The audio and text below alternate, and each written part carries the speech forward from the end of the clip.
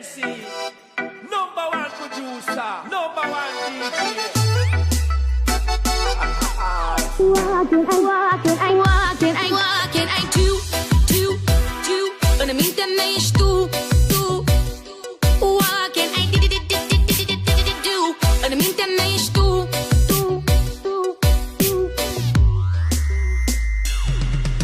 A fost ca o poveste ascunsă de ferestre, știută doar de inima mea, citită într-o carte cu zâmbete trucate, parfumul hip pe pagina ta.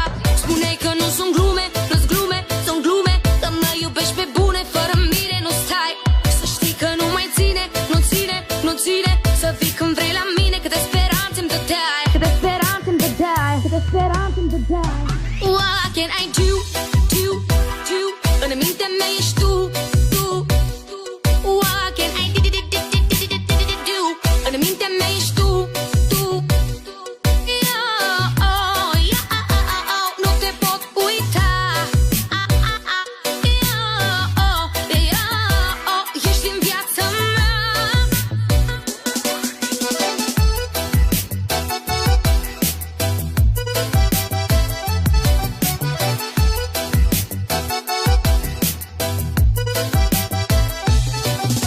Așa a fost să fie pur și simplu.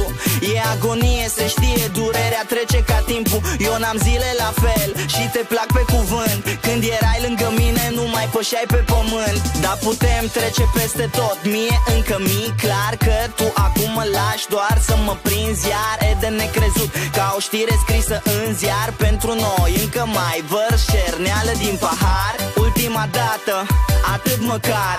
Sunt mai multe bune dacă stai să le pui pe cântar. Lacrimile tale ca apa de râu intră ca secera în spicele de grâu. Spuneai că nu sunt glume, nu-s glume, sunt glume, că mă iubești pe bune, fără mine nu stai. Să știi că nu mai ține, nu ține să vii când vrei la mine, câte speranțe îmi dădeai,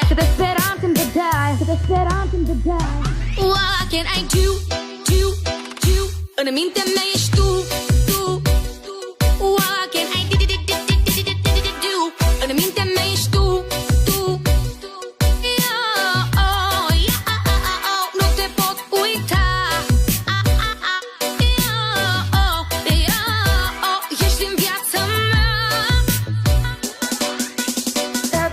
Da, tu cu o privire mi-ai luat sufletul. Da, tu ești în mintea mea. What can I do? Îmi spune că mă iubești, Oana, te plac așa cum ești, că fără mine nu pot să